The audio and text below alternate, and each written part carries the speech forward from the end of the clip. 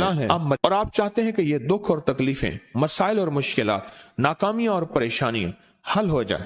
میں نے آپ کو پہلے بھی یہ بتایا کہ یہ جو نوافل ہیں، جس کے بارے میں نے آپ کو کہا کہ جو یہ نفل پڑھے اور وہ کہے کہ میں بازی ہار گیا ہوں، میں کیسے مانوں؟ سو رہا ہے، بڑے بڑے صحابہ ہیں، اہل البیت ہیں یا تباتاتی ہیں، بس میں نے آپ کو پہلے بھی یہ بتایا کہ یہ جو نوافل ہیں، جس کے بارے میں نے آپ کو کہا کہ جو یہ نفل پڑھے اور وہ کہے کہ میں بازی ہار گیا ہوں، میں کیسے مانوں؟ وہ کہے کہ میں بازی ہار گیا ہوں، میں کیسے مانوں؟ مجھے کہنے لگا کہ آپ سے سنا تھا اور اس کے بعد میں نے فیصلہ کیا کوئی شب جمعہ ایسی نہیں ہوگی جس میں اس کو پڑھنا نہیں چھوڑوں گا۔ اور کہنے لگے میں نے اس کو پڑھنا نہ چھوڑا، پڑھنا نہ چھوڑا۔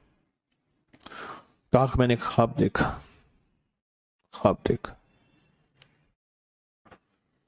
اللہ اکبر۔ کہا کہ حضرت صدیق اکبر، فاروق اعظم، عثمان غنی ہیں اور حضرت امام حسن ہیں، یہ چار ہستیاں ہیں اور ان کے پیچھے مجمع ہے جو محسوس ہو رہا ہے، بڑے بڑے صحابہ ہیں، اہل البیت ہیں یا تبع تابعین، اولیاء، بڑی ہستی ہیں۔ بس یہ مجھے کہنے لگے یہ چار ہستیاں محسوس ہوئیں۔ تو کہا ہر ہستی نے مجھ سے ہاتھ ملایا اور میں نے ان کا ہاتھ چوما، اور ہاتھ چومتے ہوئے ہر ہستی نے مجھے ایک بشارت دی، اور میں نے ان سے پوچھا آپ نے یہ مجھے بشارت کس لیے دی؟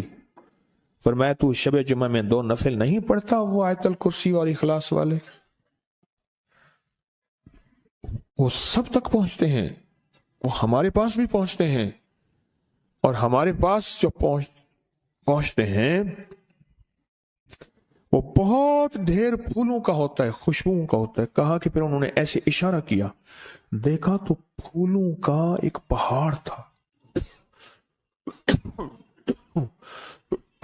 پھولوں کا کیا تھا؟ پہاڑ تھا، اور اس پہاڑ کے ساتھ خوشبو تھی، اور کہا یہ پہنچتے ہیں، یہ چیز پہنچتی ہے۔ کیا بتاتا ہوں، آپ کرنا چاہیں تو اس کی اجازت دوں گا۔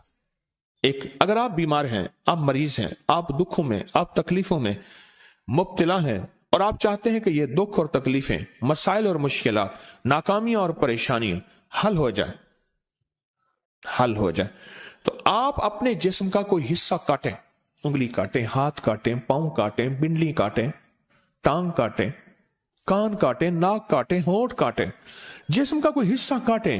تھوڑے سے حصے کی قربانی دینی ہوگی، باقی سارا جسم بچ جائے گا۔ تھوڑے سے حصے کی قربانی۔ اب لوگ ہنس رہے ہیں، انہوں نے کہا تم بچاتے ہیں کسی دیوانے کے، ارے نہیں، یہ حقیقت ہے۔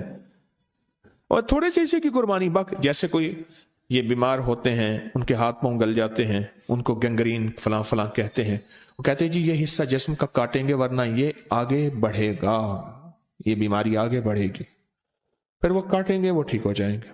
ایسے لوگ کرتے تھے، لیکن جب تاریخ اور انسانیت آگے بڑھی اور روشنی آگے بڑھی، تو روشنی آگے چلتے چلتے ایک نظر آیا کہ یہ ناخن بھی تو جسم کا حصہ ہے، جسمی کا تو حصہ ہے۔ اچھا، اسی جسم سے نکلتے ہیں، بڑھتے ہیں غیر محسوس طریقے سے، آج تک پتہ نہیں ہے کہ ناخن بڑھ رہا ہے، لیکن بڑھ رہے ہوتے ہیں، یہ بھی تو جسم کا حصہ ہے۔ اس جسم کے حصے کو آپ کس طرح،